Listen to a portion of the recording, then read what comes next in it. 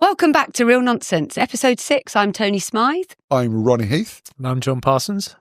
This podcast is all about the nonsense that still exists in standard practice in PE that we wouldn't see in any other subject. We're going to present to you the small tweaks that you can make in your everyday practice in PE that will turn something that seems like complete nonsense into fabulous, joyful learning experiences.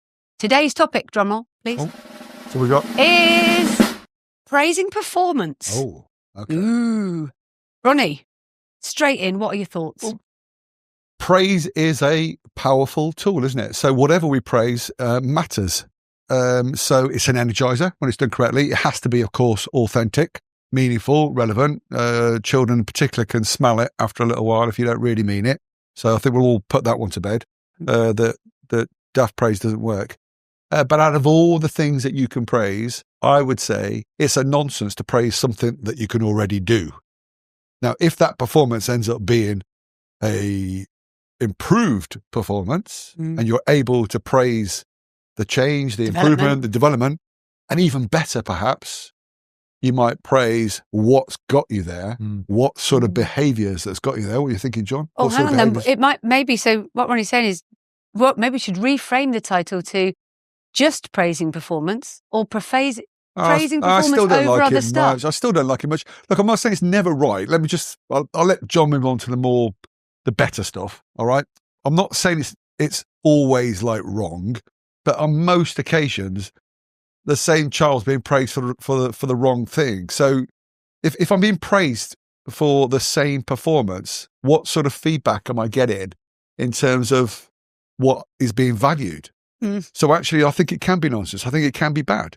And I think it can be bad for the other children that are never getting praised because they haven't got the top performance, or it can be bad for the person who thinks that I'm doing okay. And, you know, that girl that's got the backhand in tennis, everywhere she goes, every new coach that comes along goes, oh, my goodness, what a great...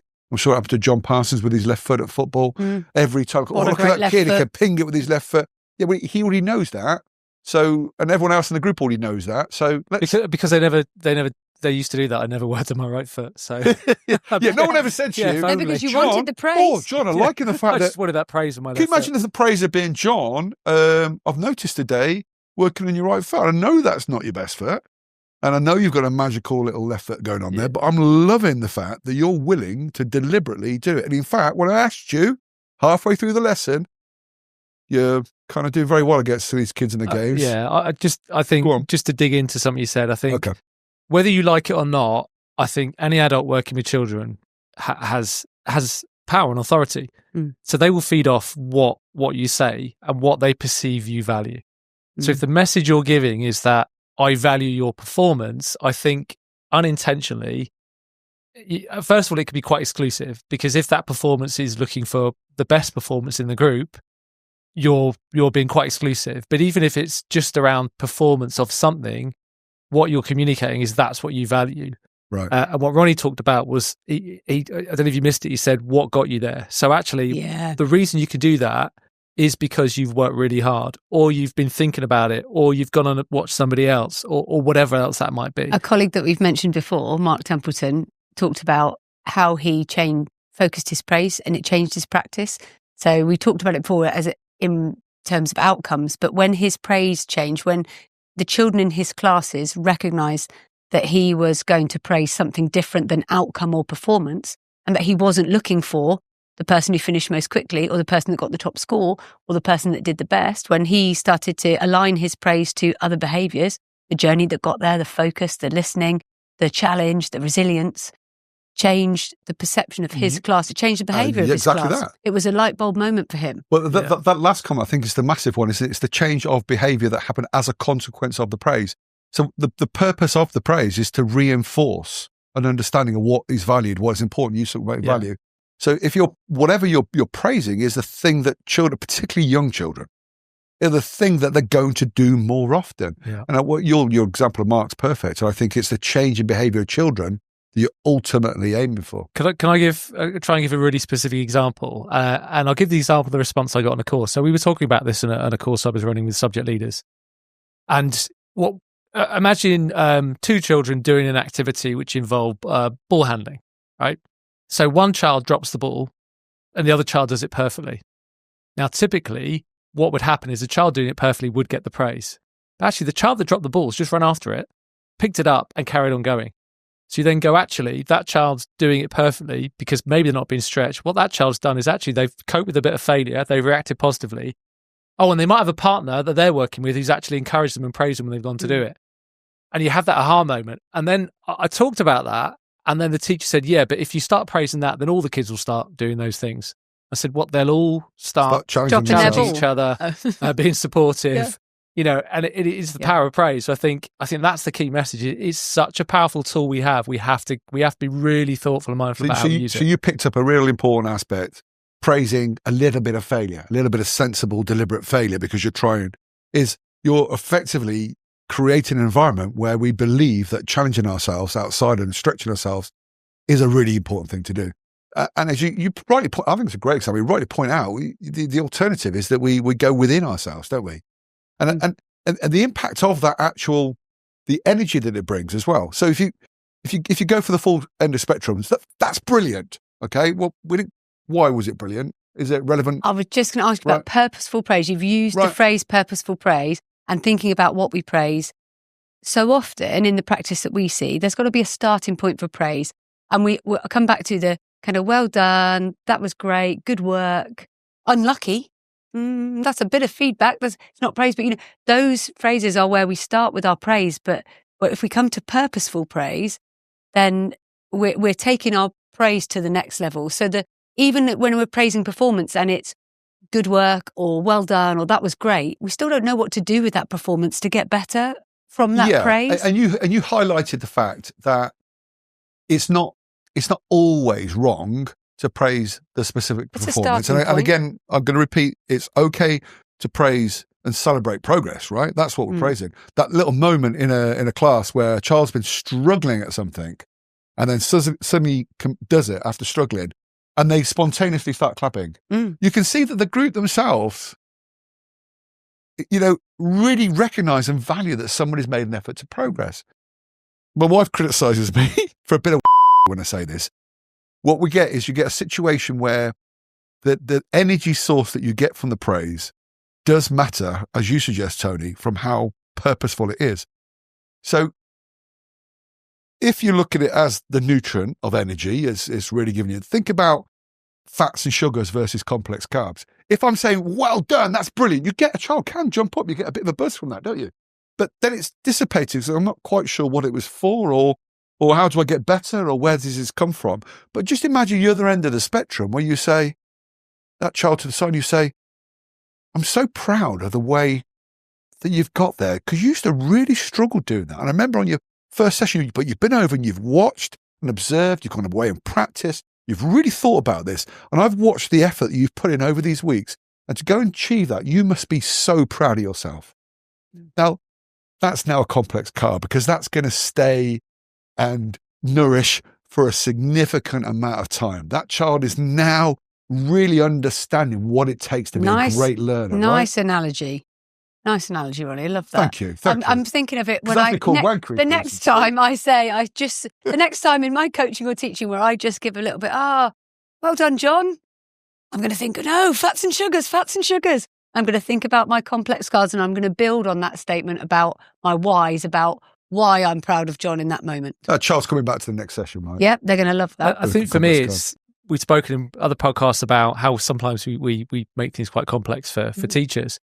So we'll use terms like intent, implementation, and impact, the 3 I's. And actually what we're talking about here is aligning implementation with intent. We're going, well, actually, what are the things that we really value and the children need? Well, let's align our implementation. So there's no disconnect between our praise and our feedback to the things that really kind of we're hoping to develop. And the other one, obviously, is growth mindset. So growth mindset is a huge one. It's been a huge one over the last few years, isn't it? And often that's reduced to just put yet at the end of the sentence and that will do it all. Whereas actually what we talked about is like creating an environment and praising, making children feel safe to fail a little bit. And that's part of learning. Performance is a journey. That's the type of thing. And doing that consistently across the school.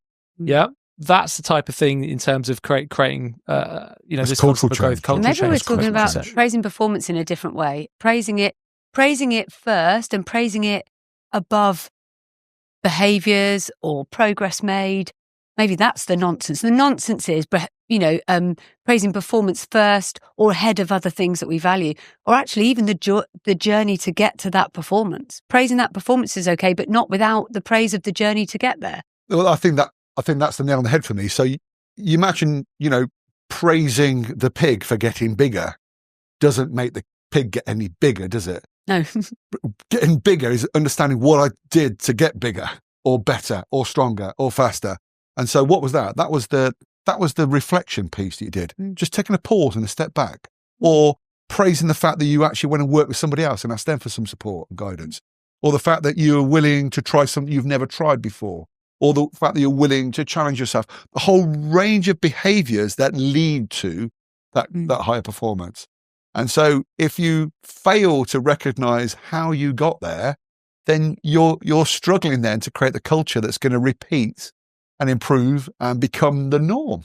So that's your opportunity. So we see often maybe that we see people on the start of their journey of praise who praise in a limited way without kind of purpose, or it's not purposeful praise, but it is praise, and it can give that fats and sugars feeling. It can give that lovely vibe to a lesson, that lovely energy to a lesson. But if we're thinking long term, we're thinking long term learning, long term progress, then we need to give some purpose to our praise. So we maybe know why that happens. It might be underconfidence. It might be a lack of understanding around what my praise does and what effect it has. And they're genuinely trying to praise, as you suggested, yeah, absolutely. which is not a bad direction. I think one other thing we haven't maybe touched on is that, it depends what your definition of performance is, but sometimes performance includes things that are out of your control, right? So you're performing against somebody else. So that's out of your control because that person might come with greater opportunity, had more experience, and a better standard than you. So some of those things are potentially outside your control a little bit. But things like your positive behaviours and things where you can look at personal best, are all things that any child potentially or any person can be successful at. And it just, for me, it opens up I think physical education for too long has been too narrow because the perception is it's often around outcome and performance, whereas this opens it up. So Toni, John has just twisted me a little bit there. So if people rewind this, I'll say there's never really a good time to praise performance. But actually, praising performance instead of a win is definitely better. Praising performance rather than a lose is definitely better because you say the win is a zero-sum thing. That can mean nothing. Your loss could be your best ever performance. So in that situation, praising how far our performance has come on, regardless of winning or losing, I think definitely. I think that's twisted me a little bit. I think we've presented a real nonsense. I think we have talked about why it happens sometimes, and the fact that we still see it happening. We've actually you might not know it, you two, but you've already presented some solutions. We've given some examples of where we might praise something different. John certainly did. He did. I've got another classic for you, if you're happy for me to share. Yeah. Is back in the day, working at an activity partnership, worked with young leaders, sports leaders from secondary schools who came and delivered festivals for primary school children. They each had an activity to deliver. And this particular group of 3 secondary school pupils, young leaders, were really struggling to get the children to listen. They were doing a parachute activity. It was really fun. It was high energy, vibrant, really struggling because they wanted the children to sit down holding the parachute. And they were asking them to sit down, and the children weren't listening, asking them to sit down again, and please can you sit down, and raising their voices and shouting and trying different things. And then one child sat down. So I went and whispered into the ear of one of the young leaders and said, just really ham up some praise for that child who's sitting. I said, just have a little watch. And I was like, oh my goodness, Ronnie, brilliant sitting. Thank you for being the first to sit down. I love that you're listening to me. You are amazing. You're the best pupil here today. And literally the 10 children around the parachute, one by one, all started to sit down. And as more of them did, I was like, oh my God, now there's 5 of you. Oh, John, look at that. What amazing copying you did of Ronnie. That is brilliant. All of a sudden, all the bums were on the floor. And so to give them that little, and you know what, for the rest of the day, and they were there for 4 hours, these brilliant young leaders, for the rest of the day, watching them try and model that and try out how praise could work for them as eliciting a particular behaviour and to making the children want to gain their respect. And it just worked beautifully. And so praise as a tool for us, purposeful praise, not only works to help young people in their learning journey and their making progress, it can also really help us as a tool for managing behaviour as well. Well, you're back to your the Mark Templeton example, actually, in that ultimately want to see a change in behaviour. It is when myself and John have been fortunate enough to deliver to really large numbers and some really serious athletes, as well as some coaches starting out their journey. When we ask the question, can they remember a bit of praise or something their coach said to them that made them feel bad, they literally remember the specific teacher at the specific day at the specific point. And I can still remember now going to a basketball practice because my mate Phil Headley, who's ended up being my best man, who was a big guy at the time, wanted me to go with him. And I was small for my age, and I did the session, and I thought I did all right. But then when we got to the game at the end, I really struggled. And we had a little game. And as I'm leaving, I'm genuinely thinking, this is the wrong sport for me. Bob Mitchell, still in contact with him, just pulled me to the side, and he went, yeah, you're one of those kids that learns really quickly. You'll be brilliant at this game. And I quickly sort of went back and said, I wasn't very good in the game. He said, oh yeah, you won't be yet. Trust me, you'll be the best here because you learn quicker than everyone else. Stay with it. And that was enough. And it stuck with you. Enough forever. Always. Enough forever. He had me like, just that one phrase. And I think there's nobody that we speak to when we're given enough time to reflection can't remember that thing that someone said them that just believed in themselves. I mean, very different, but we had a game on Sunday, and one of our players made a long busting run in the second half to get on the end of a pass and threw on the goalkeeper and skied it. And you could see the disappointment as he came. And as he came off the pitch, head down, what do you say? Well, what you say is, what an incredible run you made there. You keep making those types of runs. Trust me. Yeah. We'll work on. What do you think? I just keep my head We'll down. work on that bit. We'll work on that. But tell you what, to make that run like that late in the game, that's. I love these stories. I love them. But I'm feeling good. I'm feeling good just listening about it. I feel very proud. Last night we did our junior netball awards. Okay. And I've been supporting a couple of coaches, mentoring them. And I was lucky enough to help hand out the certificates at the B netball.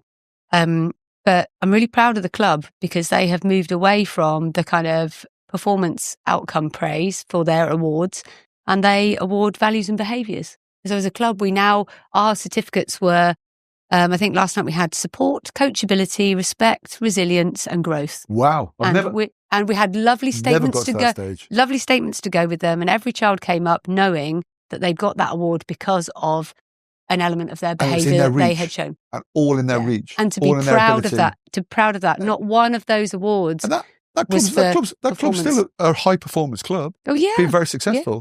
But incredible now that they're recognising that the two. These are the behaviours that are going to get you to be even better at your netball. Oh, what a feel good finish to a podcast. Brilliant. Toni. So our real nonsense today was praising performance before other things. And we understood a little bit about why it happened. And we understood that praise starts somewhere. And that we can make children, particularly in our primary school settings, feel good with praise. But our challenge to all of you out there is about making that praise purposeful, aligning it to a journey that those children are going to take, aligning it to a performance journey, aligning it to the behaviours we want to see in our classroom or in our session, so that it has value. Let's think about not praising performance first, but praising behaviours or progress or all the other aspects that go into getting us to a great performance. Love it. Thank you. Thanks for joining us today. Ronnie and John, great to have you with us. Thanks, Toni. The real world.